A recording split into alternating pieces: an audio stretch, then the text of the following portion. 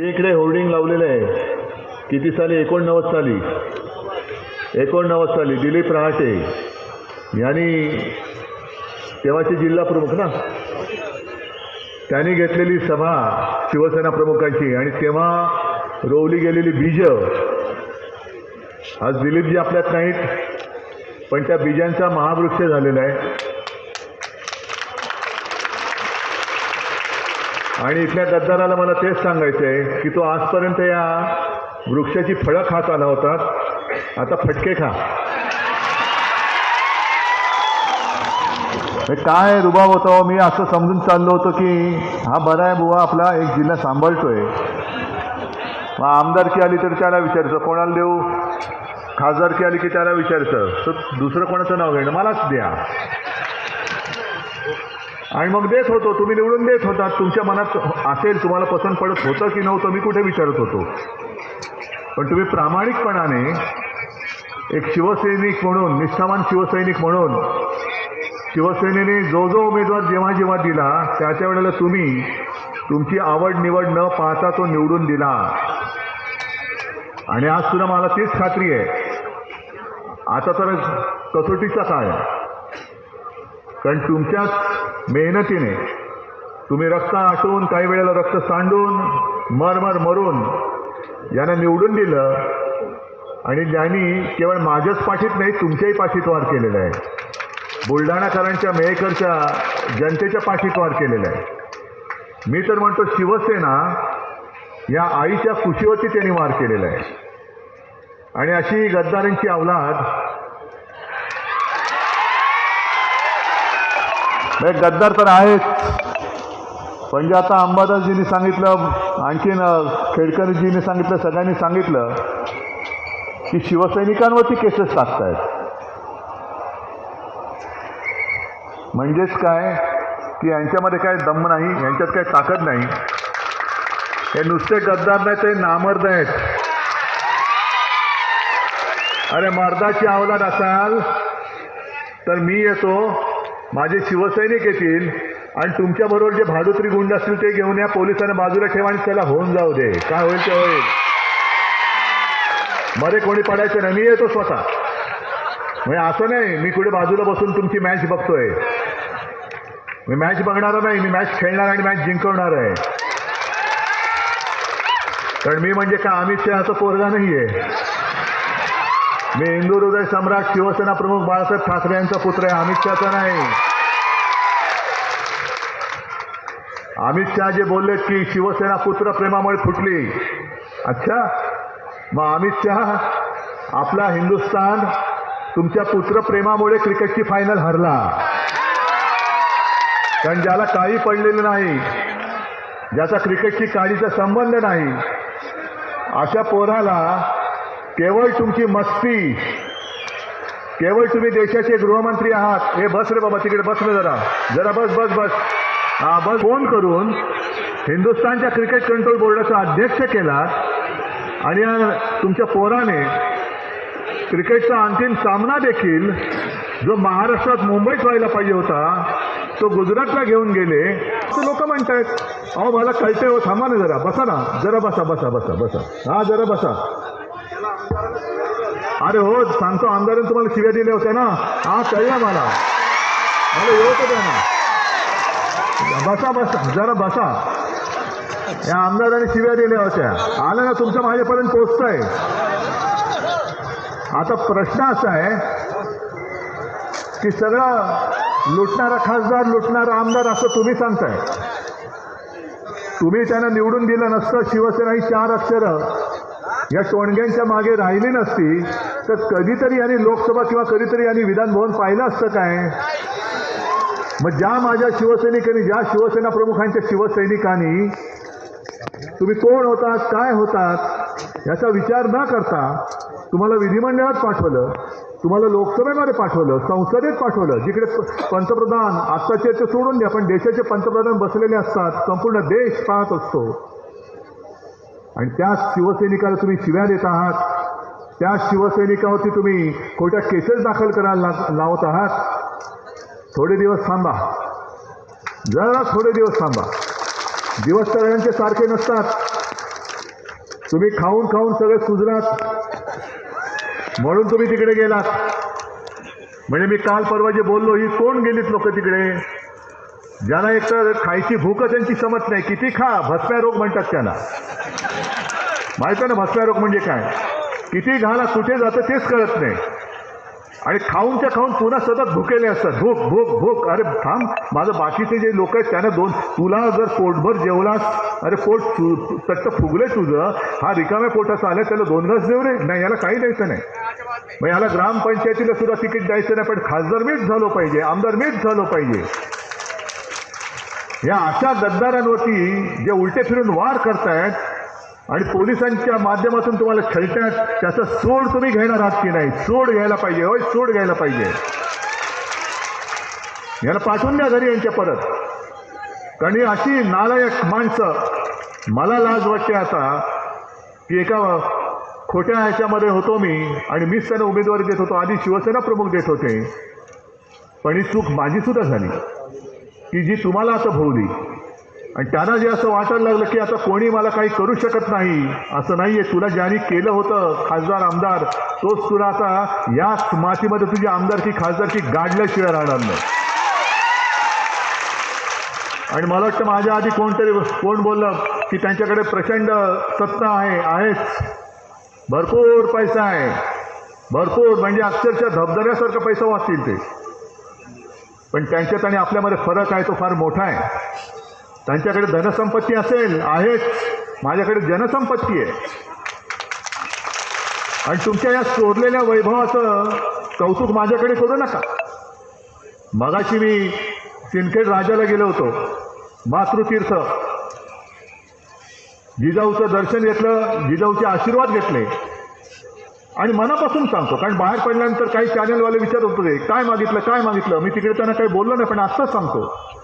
मी जिजाऊला हात जोडून एकच सांगितलं की जसा तू त्यावेळेला हिंदवी स्वराज्य स्थापन करणारं एक तेज जन्माला दिलंस, ते जर का जन्माला आलं नसतं आणि तू त्याला जर का तसं घडवलं नसतंस, तर आमच्यापैकी कोण कसे शिल्लक राहिले असते आम्हाला माहिती नाही.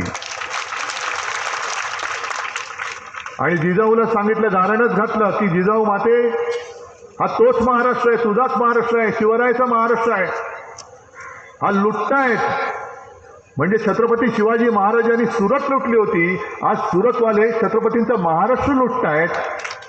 या संघर्षामध्ये आता या तुझ्या मावळ्याला निर्विवाद यश प्राप्त करून दे तुझे आशीर्वाद दे. या प्रत्येकाच्या हृदयामध्ये छत्रपती शिवाजी महाराजांचं तेज अवतरू दे. या प्रत्येकाच्या मतामध्ये छत्रपती शिवाजी महाराजांची भवानी तलवार अवतरू दे. हे साकडं मी जिजाऊला घातलेलं आहे. तुम्ही पैशाची मस्ती दाखवाल आणि इतर सगळे शास्त्रीय यंत्रणा वापरून नामर्दपणाने आमच्या शिवसैनिकांना तोडायला फोडायला बघाल. पण ज्याप्रमाणे छत्रपती शिवाजी महाराज हैदराबादला कुतुबशहाच्या भेटीला गेले होते, तो एक प्रसंग, ती एक घटना ही लक्षात ठेवण्यासारखी आहे. छत्रपती शिवाजी महाराज गेल्यानंतर कुतुबशहाने त्याचं वैभव दाखवत होते, ते मुद्दामून खिजवण्यासाठी. घोडदळ किती आहे, हत्ती किती आहेत, सैनिक किती आहेत. आणि हत्ती म्हणजे काय, माजलेले हत्ती जसे आत्ता हे आहेत तसे. आणि महाराज सुद्धा अचंबित झाले. महाराज म्हणाले, काय हत्ती आहे म्हणे एवढा प्रचंड. तर कुतुबशाह खुश झाला, तर यांच्याकडे नाही आहे. चले, ये कैसी बात है महाराज, आपके पास ऐसे हत्ती नहीं है. हे म्हणे हे आमचे लढणारे हत्ती आहेत. हा हत्ती कित्येक जणांना भारी पडतो, पण मला आश्चर्य वाटतं तुमच्या सैन्यामध्ये हत्ती वगैरे दिसतच नाही. आणि महाराजांनी सांगितलं त्यांना की माझ्याकडे हत्ती नाही आहेत, पण हत्तीच्या तुल्य बळीने हत्तीची लढाई देऊ शकतील असा माझे एक मावळे माझ्याकडे असे सैनिक आहेत. आणि कुतुबशाह पण म्हणाले, काहीतरी बोलायचं म्हणून बोलतायत म्हणे. चले ठीक आहे, माझे हत्ती समोर आहेत, करायचा का सामना, आहेत का तुमच्याकडे मावळे, करायचा तर सामना. महाराज म्हणाल चला करा. मग त्या कुतुबशाहाने त्या हत्तीला एकाला सांगितलं, जो हत्तीवाला जो होता, माऊत असेल काही असेल, घेऊन या हत्ती. आणि महाराजांनी फक्त बाजूला बघितलं, बाजूला उभा होता यशाजी कंक, एक ताटात शरीर असतीचा. महाराजांनी नुसतं बघितलं, यशाजीने तो इशारा बरोबर हेरला, यशाजी पुढे सरसावला आणि हत्तीला चवताळवलं गेलं. हत्ती असा अंगावरती आला चवताळून, असं की जणू आता सगळे श्वास रोखून बसले की अरे ह्या माणसाला काय कळते की नाही, आपला एक सैनिक हा हत्तीच्या पायदळी आता तुडवला जाणार आणि ह्याला काहीच पडलेलं नाही. असा कसा हा राजा? महाराज शांत होते, येसाजी पण शांत होता, तलवार हातामध्ये परदून उभा होता. हत्ती जो चवताळून अंगावर आल्यानंतर येसाजीने फक्त एकच वार केला. त्या हत्तीची सोंड ही मुळासकट छाटली गेली. हत्ती चित्कारच परत गेला. यशाजी शांतपणाने तलवारीवरचं रक्त पुसत महाराजांच्या बाजूला येऊन उभा राहिला आणि कुतुबशाह पण आश्चर्यचकित झाला. तो म्हणाला, अरे हे तर काहीतरी आखरीच घडलं, हे असं कसं, हा असा माणूस तुमच्याकडे असू कसं शकतो? आणि त्यांनी यशाजीला बोलवलं. यशाजीला सांगितलं की हे घे, माझ्याकडनं तुला बक्षीस देतो. यशाजीने सांगितलं, नाही, माझं महाराज आहे, ते जे मला देतं ते पुरेसं आहे, तुझ्याकडचं मला काही नको. हा आपला इतिहास आपण विसरून गेलो. आणि जर का यांच्या थोतांड हे आता सांगितलं ना संजय राऊत यांनी, इतर वेळेला हिंदुत्व, शिवसेनेने हिंदुत्व सोडलं, उद्धव ठाकरेंनी हिंदुत्व सोडलं. मग जर हे खरं असेल की तुम्ही निवडणूक रोख्यामध्ये जे कत्तलखाने आहेत, ज्याच्यामध्ये गोमांस आहे, जे परदेशात पाठवलं जातं, त्या कत्तलखान्यांच्या मालकाकडनं, त्या कंपन्यांकडनं तुम्ही निवडणूक रोखे घेऊन आम्हाला हिंदुत्व शिकवणार असाल तर ही जनता निवडणुकीत तुम्हाला नाही कापणार तर कोणाला कापणार? कापावंच लागेल, कारण हे थोतांड आहे. काय यांच्याकडे आहे काय हिंदुत्व तरी सांगण्यासारखं आहे काय? हिंदुत्व म्हणता तुमचा सगळा इतिहास काढू शकतो आम्ही. देशप्रेम म्हणता तुमचा सगळा देशप्रेमाचा इतिहास काढू शकतो आम्ही. तरीही स्वातंत्र्य लढ्यामध्ये भाजप तर नव्हताच, पण भाजपचे राष्ट्रीय मायबाप जे होते, बापजादे, जनसंघ किंवा आणखीन अगदी ज्यांना आता 100 वर्ष पूर्ण होतील ते संघवाले सुद्धा तेव्हा होते, पण स्वातंत्र्य लढ्यात कोणी नव्हतं त्यांचं. मग तुमच्याकडनं आम्ही काय शिकायचं? तुमच्याकडनं काय शिकायचं? नुसतं गद्दारी आहे. शिवसेनेने अनेकांना आमदार खासदार केलं, पण भारतीय जनता पक्षाने अनेकांना गद्दार केलं. पक्ष फोडला. देवेंद्र फडणवीस निर्लज्जपणाने सांगतायत की मी पुन्हा आलो, 2 पक्ष फोडून मी पुन्हा आलो. अहो, लाज वाटली पाहिजे तुम्हाला जनाची नाही मनाची. पण आम्हाला जन जे आहेत त्यांना आता तुमची लाज वाटते की काय माणूस आहे, दुसऱ्याचं घर फोडून मी पुन्हा आलो, म्हणजे दुसऱ्याचे पैसे चोरले आणि बघा आम्ही 2 घरांचे पैसे संपत्ती चोरून मी श्रीमंत झालो. शोध तुझ्या श्रीमंतीवर. ही असली श्रीमंती का? तुमच्याकडे कोणी नाहीये का? माझी माणसं तुम्हाला फोडावी लागतात. आणि आज खरोखर सांगतो, मला खरंच लाज वाटते की 25-30 वर्ष आम्ही एका वेगळ्या हिंदुत्वासाठी भगव्याच्या एका वेळापायी आम्ही तुम्हाला तिकडे निवडून देत होतो. इकडून निवडून आलेला खासदार हा तुम्हाला तिकडे गादीवर बसवत होता. ज्या शिवसेनेने तुम्हाला ती हिंदुत्वाची शिडी करून दिल्लीची गादी दाखवली, ती शिवसेना तुम्ही आज संपवायला निघालात. ती शिवसेना संपवत. मग यांच्याकडनं अपेक्षा काय करायची? ही सगळी बेभरोशाची माणसं. अगदी इथपर्यंत त्यांचं मी पण डोक्यामध्ये गेलेलं आहे. मी मगाच्या सभेमध्ये सांगितलं की प्रत्येक ठिकाणी मी म्हणजे मीच पाहिजे. तो लावलं, ठीक आहे, आत गेल्यावर तर सुलभ होणार आहे का? तर फोटो बघितल्यानंतर अरे बापरे ईडी सीबीआय येईल म्हणून झालं सुलभ, असं आहे की काय? पण खताच्या पोत्यावरती सुद्धा मोदींचा फोटो आहे ना. इकडे शेतकरी आहेत की नाही? म्हणजे बोलतोय ना, बरोबर आहे की चूक आहे? खतांच्या म्हणजे आतमध्ये काय शेणखत आणि बाहेर पंतप्रधानांचा फोटो. हा खरं देशाच्या पंतप्रधानाचा अपमान आहे.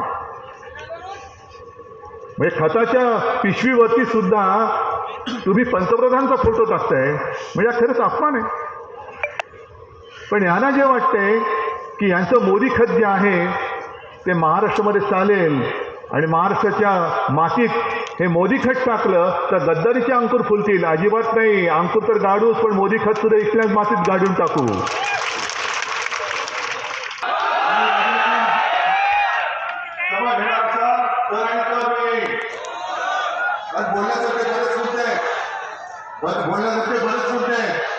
पण मी बोलतोय, तुम्ही भोगता.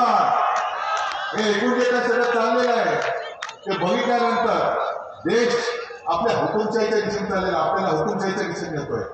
म्हणून हुकुमशाही गाळून टाकण्यासाठी गद्दारांना तर नाणावंच लागेल. कारण गद्दारी त्यांनी छत्रपती शिवरायांच्या महाराष्ट्राची केलेली आहे, मराठी मातीची केलेली आहे. महाराष्ट्र उभारणाऱ्या लुटारून बरोबर ते गेले. तुम्ही महाराष्ट्र राखणाऱ्याला मत देणार का महाराष्ट्र लुटणाऱ्याला मत देणार? हा सुद्धा विचार करा. आणि मला खात्री आहे हा विचार केल्यानंतर इथून आपल्या अस्सल शिवसेनेचाच खासदार आणि अस्सल शिवसेनेचाच आमदार पुन्हा एकदा समोर गद्दारांची डिपॉझिट जप्त करून विजय झाल्याशिवाय राहणार नाही हा विश्वास व्यक्त करतो आणि आपली रजा घेतो. जय हिंद, जय महाराष्ट्र. धन्यवाद. आदरणीय उद्धवजी ठाकरे साहेब आगे बढ़ो. आदरणीय उद्धवजी ठाकरे साहेब आगे बढ़ो. भास्कररावजी गारोळे काका आदरणीय पक्षप्रमुखांचं स्वागत करतील. आदरणीय भास्कररावजी गारोळे काका. आदरणीय भास्कररावजी गारोळे काका.